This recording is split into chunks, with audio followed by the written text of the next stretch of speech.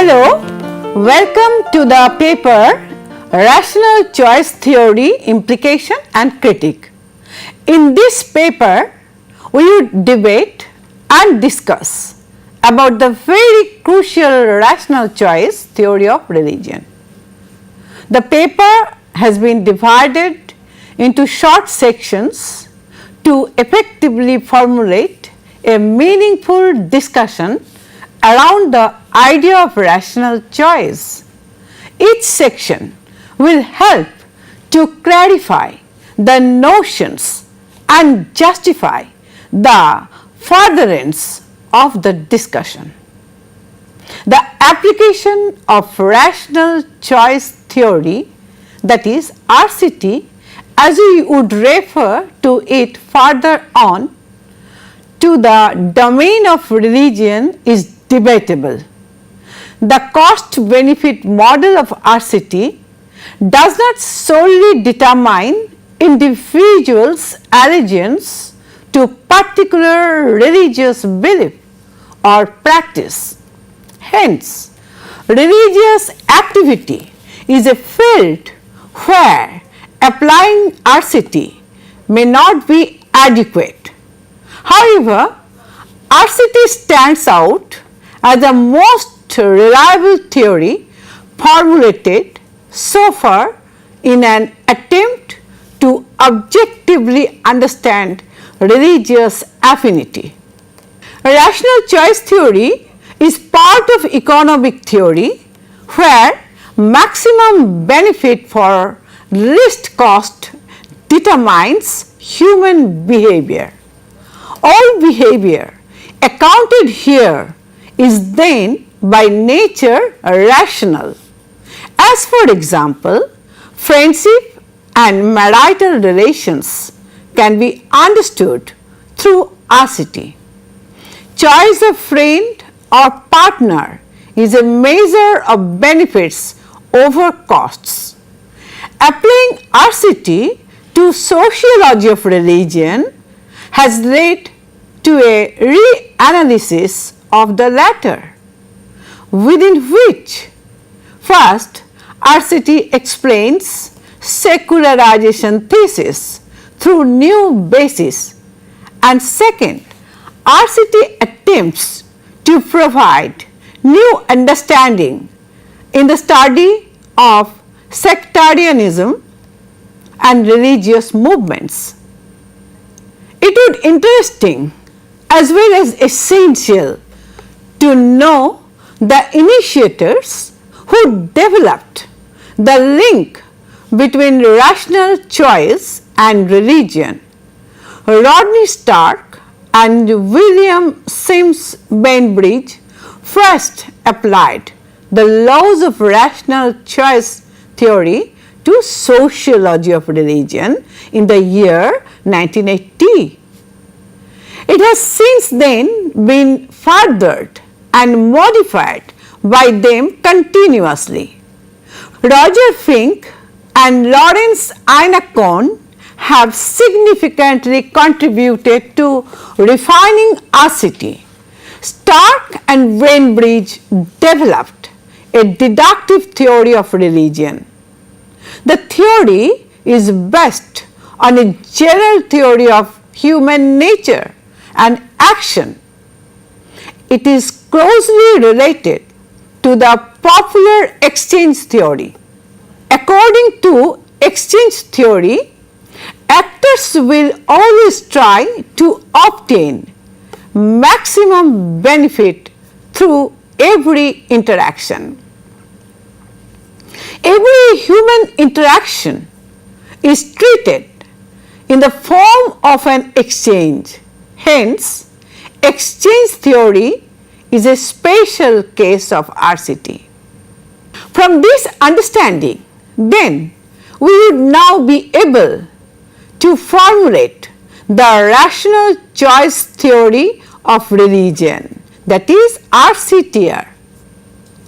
RCTR states that within the limits of their information and understanding, restricted by available options, guided by their preferences and tastes.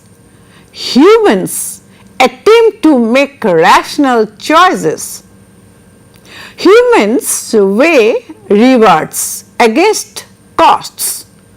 They develop ways to minimize costs to the most. As a result of this balancing of rewards against costs, explanations develop on how to minimize costs and maximize rewards. Humans then chose from these explanations the most effective one. What are rewards? By definition, rewards are anything which is desired by humans and to obtain which humans are ready to incur costs. There are two types of rewards, specific and general, and both are limited as compared to their demands. Some rewards are very strongly desired by humans, but which are very difficult to obtain. For example, immortality. Religion provides explanations in how these difficult to obtain rewards can be achieved by humans. What is the role of religion here then? Religion is the means by which humans can achieve strongly desired rewards in everyday life. Religion is like a set of explanations, but those which cannot be verified. But humans believe in it because it provides promises of beyond this life rewards.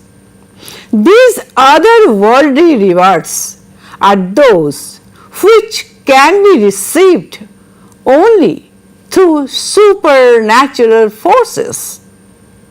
The presence of supernatural forces in religious explanations is a very important characteristic to be present in all religions. Therefore, Theravada Buddhism is different from popular Buddhism, which has the presence of supernatural beings. The existence of gods is also very important feature for any system of explanation to be called religion. Gods are considered to be beings which have consciousness and desire. This is accepted by Stark and Finks in their rational choice theory of religion. In Arcetier, therefore, abstraction in idea of God is not accepted. Hence, Taoism or ground of being are not examples of true gods. The relation of humans to gods is one of exchange. Gods provide rewards which are not available through everyday means. Therefore, according to Stark and Fink, religion consists of very general explanations of existence, including terms of exchange with a god or gods. Religious explanations are useful for humans on various grounds. Firstly, they show what gods want from humans and what humans want from God. Secondly, they are capable of answering questions on meaning of life and how humans came to being, then why do humans exist in this life and what happens to them after death, and so on.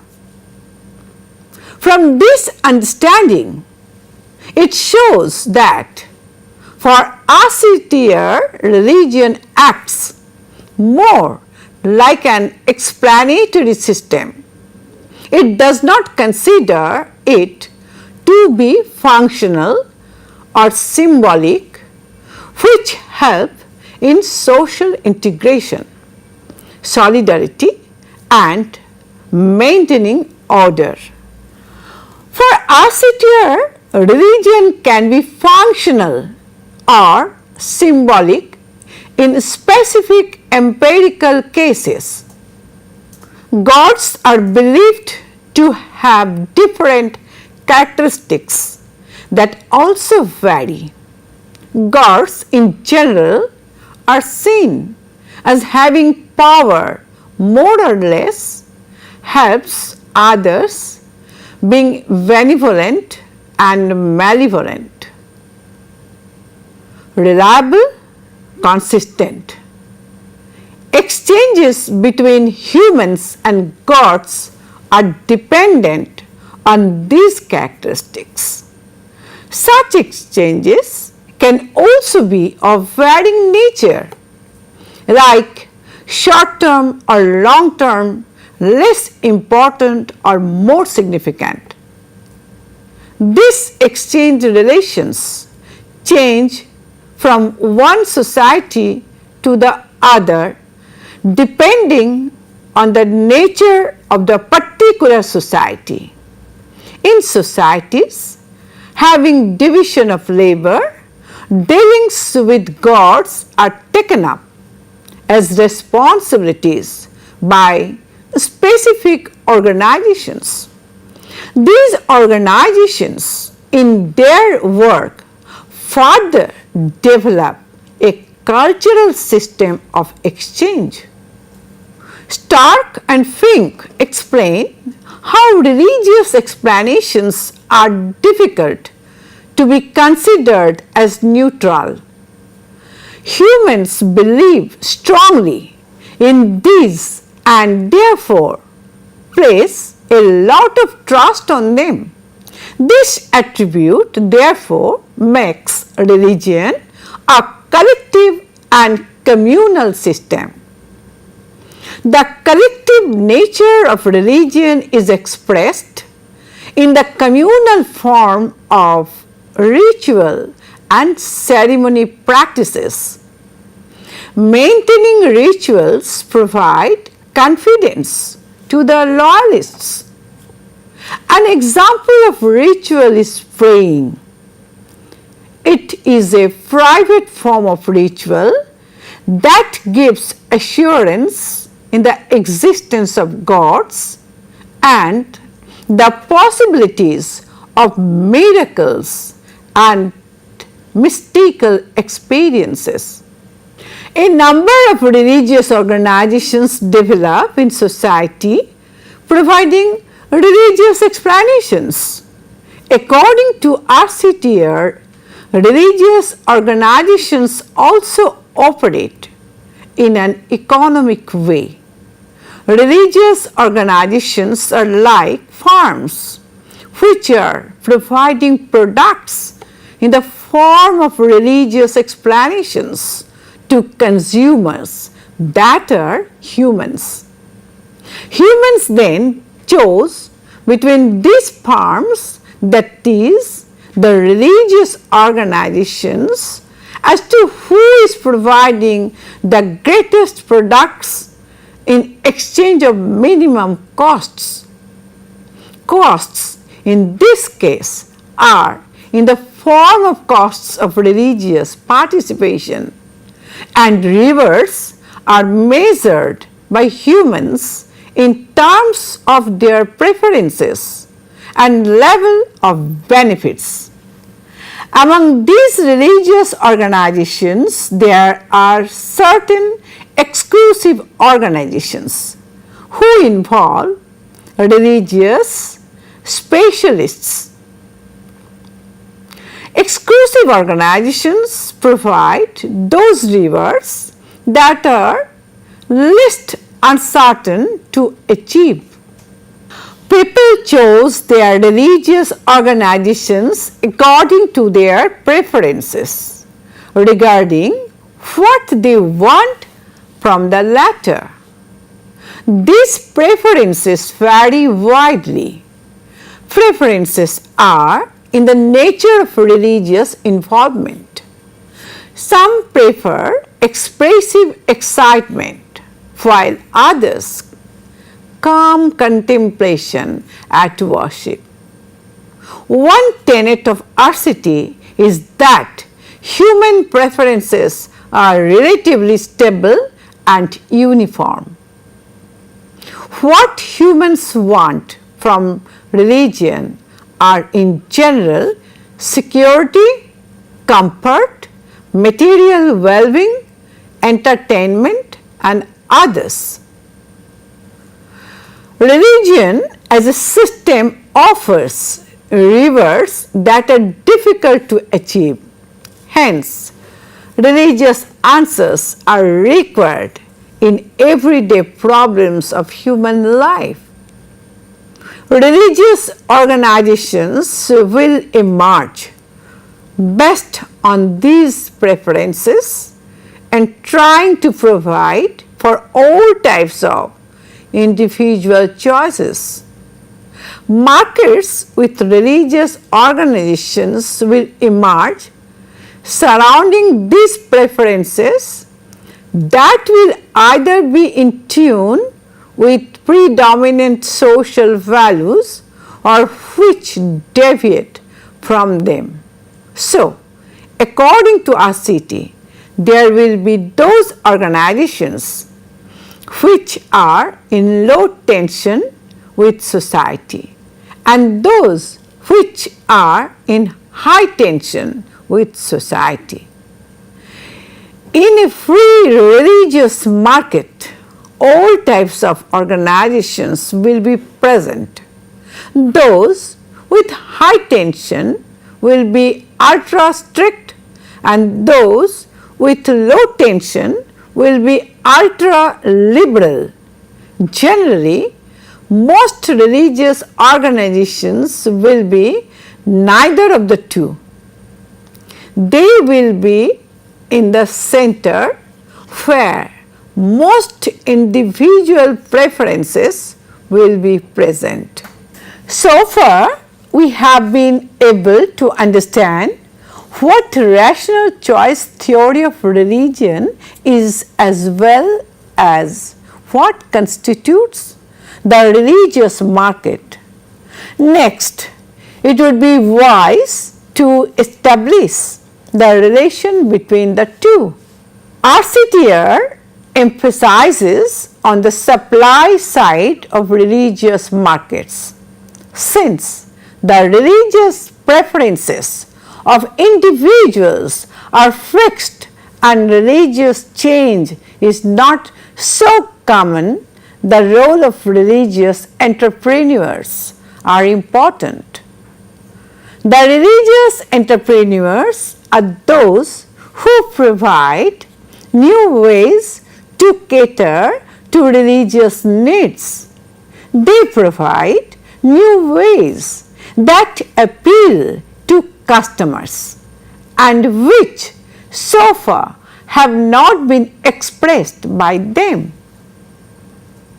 A pluralistic religious market is one where various religious organizations are present that cater to almost all types of individual preferences.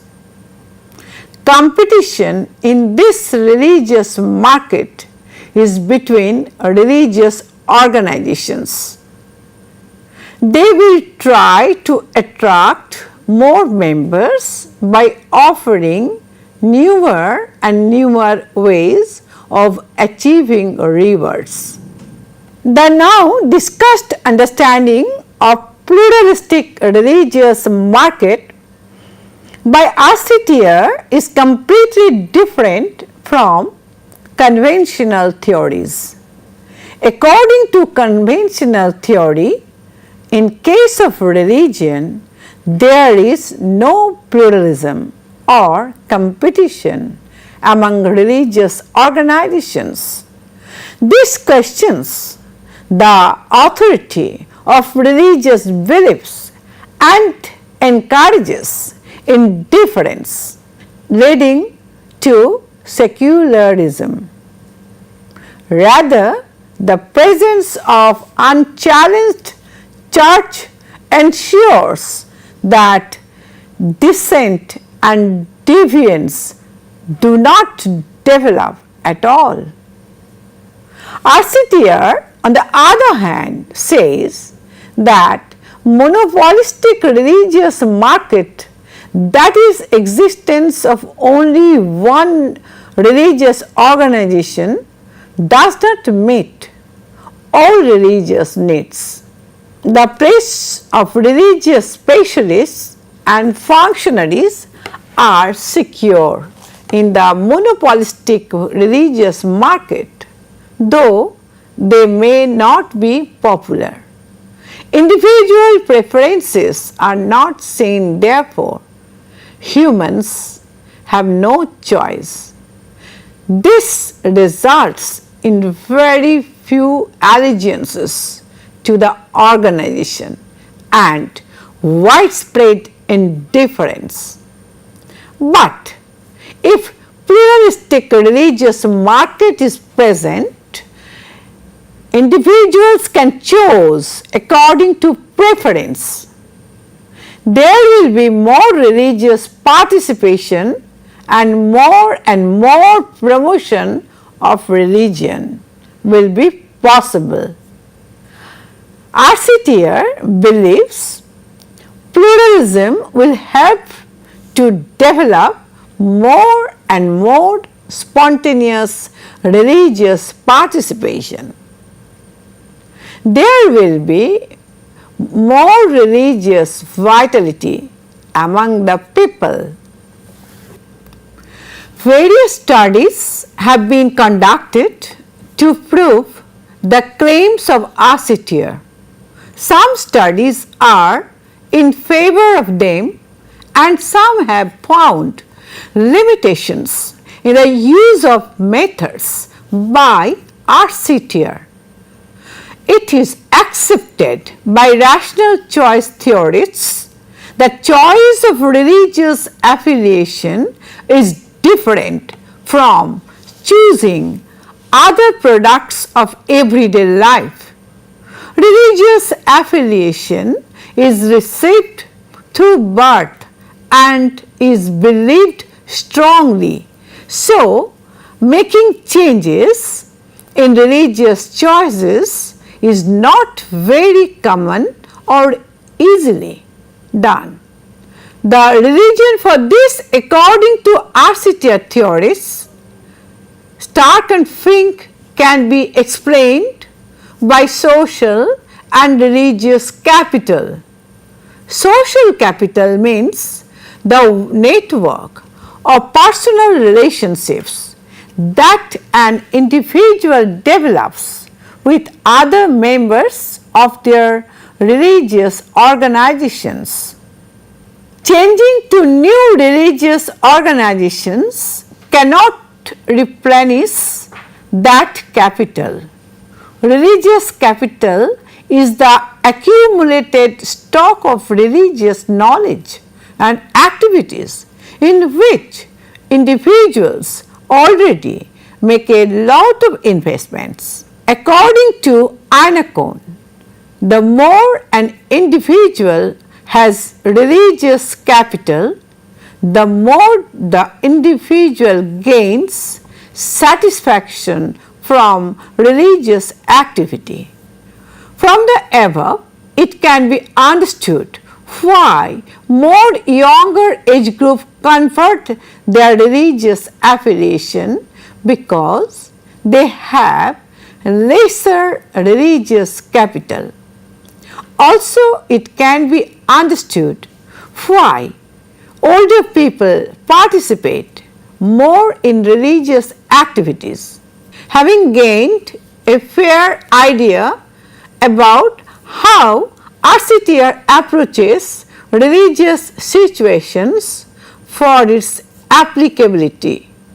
We can now further our understanding by looking at important phenomena like secularization and pluralism. Rational choice theorists have from the beginning rejected the understanding that with modernity there has been more of secularity and marginalization in religion. Secularization as an inevitable process of modern society is a myth. There is a misunderstanding that modernity and religion are not compatible with each other.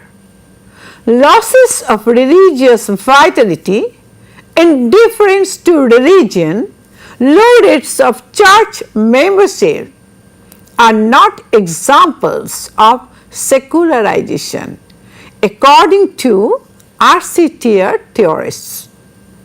They have explained this through the example of United States. Rational choice theorists have challenged traditional theorists by showing how United States, which is one of the most technologically advanced country, is also one of the most religious country.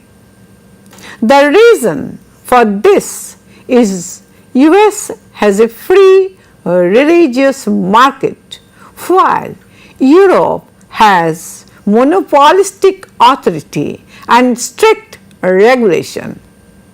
Through their studies of United States between 1776 and 1990, Fink and Stark argue that the development of free competitive religious market resulted in the rise of more religious affiliation and church attendance. Ida Cohn also applied RCTR to understand religious behavior in 18 countries in Europe.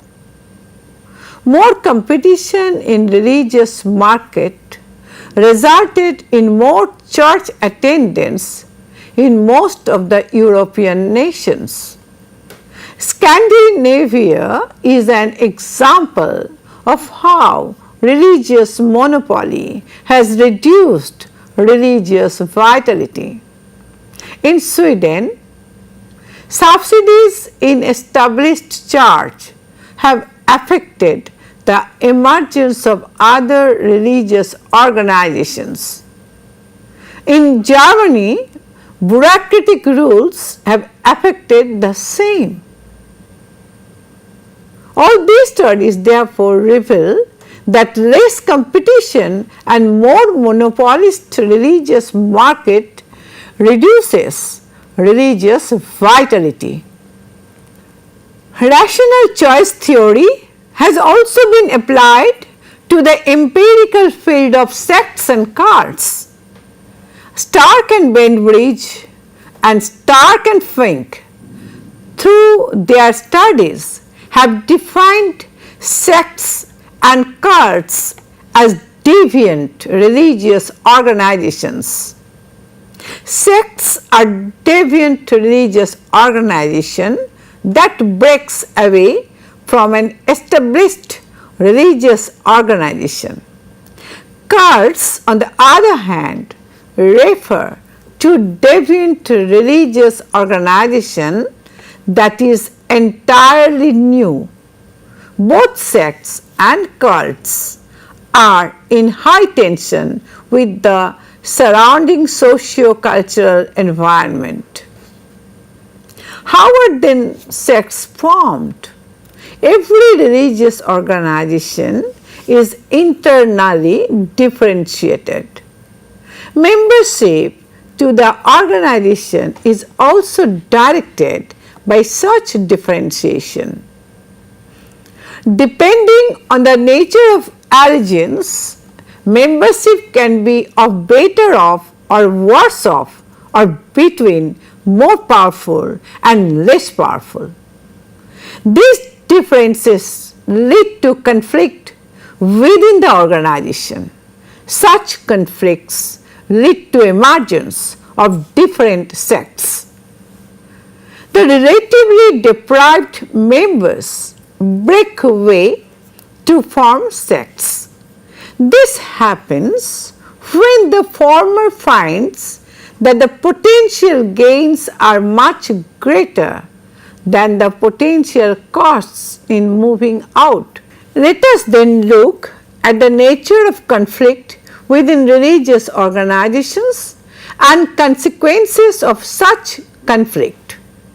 According to Stark and Bainbridge, there are 4 possible consequences of conflict within the religious organizations. First, the differing parties will balance each other and the group would be able to maintain unity and cohesion. It would be at an equilibrium tension with society. Second, the opposing parties will split the group into 2. One will go churchward and the other will go sectward. Third, the most common possibility is that the powerful majority belief remains prominent and the whole group moves churchward. 4. The dissatisfied group becomes the majority and is able to move and whole group sectward. Fourth, the dissatisfied group becomes the majority and is able to move the whole group sectward. However, this requires special conditions. These outcomes do not all follow the tenets of RCTR. Only in the schismatic sect movements do we find that the economic theoretical basis of RCTR found. Aina Kohn's work includes the principles of RCTR as part of his studies on sects. Aina Kohn has used the approach to analyze the main features of sects in terms of their strictness, conservatism, high levels of participation, low socio-economic social base and others. His work is also significant because of its emphasis on the role and nature of the free rider in religious organizations. The concept of the free rider has been proposed by Aina Kohn in Sociology of Religion. The free rider is that member of the group who does not contribute to the resources or make any effort, yet enjoys the privileges and provisions of the group. Sects are cautious in preventing such tendencies by putting costly demands on the members. They are highly demanding and are capable of restricting those whose commitment is less. The demands can be in the form of wearing particular dresses, prohibitions on food habits, distinct separate lifestyles, and regulated behavior patterns. These help the sect to be distinct from the others surrounding it. The demands also ensure that only those who truly value the sect and believe in it will become its member. The high commitment demanded from its members help the sects to avoid free riders in the group. Sects, by maintaining such norms, become relatively segregated groups in society. However, to ensure gratification of its members, sects encourage friendships and socialization within the group. This results in high participation of the members in the life of the sects. Having known the areas where RCTR can be applied, the discussion will be directed towards finding out the criticisms of RCTR's basic principles. Critics of RCTR attack the core principle of how RCTR understands religion. Is it suitable to consider religious affiliation in terms of exchange value and rational choice, or is it simply a matter of choice? There is a fundamental difference between religion and consumer products. This has been explained by Bruce through his study. One does not change his or her religion based on changes in the market. One does not choose religion from what is in offer in the market. Rather, religion is about belief, and hence it is hardly changed at all. More so because commitment is a necessary characteristic of religious believers. Believers of religion accept it as a truth, and there is no choice in accepting truth. The social and cultural backgrounds of individuals play a determining role in their choices. Beliefs are always shaped by the socialization and cultural environment in which individuals find themselves. RCTR is criticized for not considering these social, cultural, traditional and historical factors. Sirkart particularly criticizes RCTR's focus on individual choices without regard to any socio-cultural context. Sirkart's study shows that markets are always based on social relations. Religious markets are more based on social ties. According to Sirkart, it is valuable to know the difference between choice and preference and not make them equal. An individual's choice is not determined by preference alone, but by the surroundings, attitudes and reactions. Critics have criticized RCTR's approach to what constitutes truth. Truth is not only embedded in the means-ends relationships that RCTR is stressing on. Truth can also reside in describing things as they are. In religion, particularly, truth prevails in such nature, that is, truth as making sense of things around us. Thus, RCTR emphasized more on what Weber described as Zec rationality, while in religion it is more a case of epistemic rationality.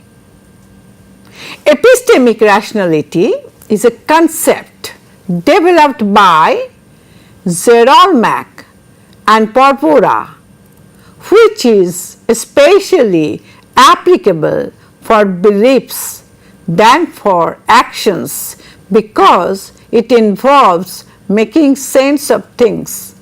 Beliefs stem from direct experience and are warranted by them. Arcetier, by emphasizing on means-ends rationality, ignores the role of experience as an important aspect of religion.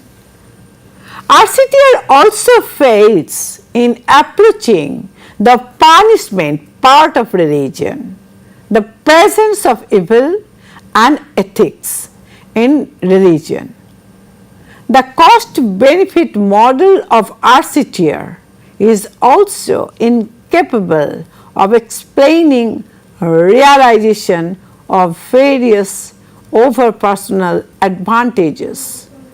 The cost-benefit model of Arcetier is also incapable of explaining the realization of values over personal advantages and cost in religion. The other very important critique of Arcetier is that it equates religion with the belief in supernatural. Such an understanding is problematic for it shows ethnocentric bias. Arcetier mainly serves the exclusivist Western religions and cannot be applied to religions which are non-exclusivist.